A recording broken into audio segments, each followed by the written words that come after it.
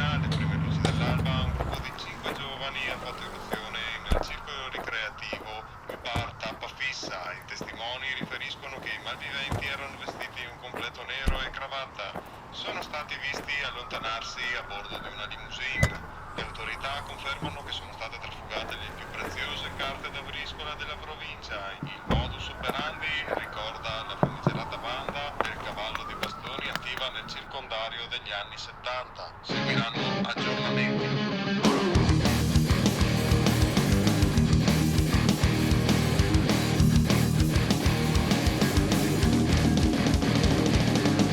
Quattro gladiatori armati di spade e bastoni nell'epico scontro su di legno brullo vissuto, la magnificenza maggiore di 60 mi fa vincitore in questa guerra santa. L'onore e il rispetto di chi ha vinto il quinto bianchetto, bevi l'ombra del coraggio, rossa come sangue, calda come maggio. Briscolata, spade e bastoni per le coppe e i denari. Briscolata, storia di una battaglia mancata. Briscolata, cappello e pallino verso il destino.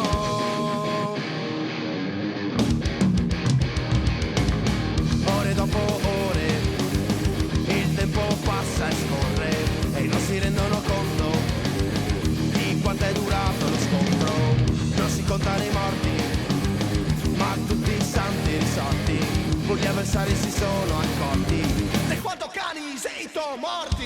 Ma si svelerà l'arcano dell'asso in prima mano. Non esiste verità su chi l'ultimo giro pagherà. Briscolata, con spade e bastoni per le coppe e i denari. Briscolata, storia di una battaglia mancata. Briscolata, cappello e pallino verso il destino.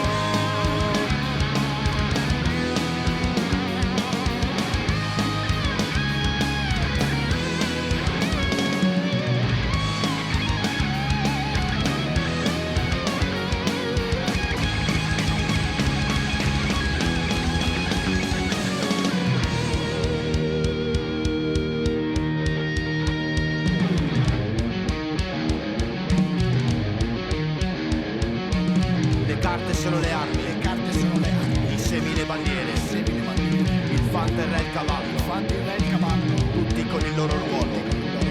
L'asso è come un generale, il 3 un soldato leale, e il 2 un alleato silenzioso, all'occorrenza prezioso. Quindi chiedi sotto quanto fa, coglione! Briscolata, con spade e bastoni per le coppe e i denari. Briscolata, storia di una battaglia mancata. Briscolata, cappello e pannino verso il destino. Cappello e pannino verso il destino.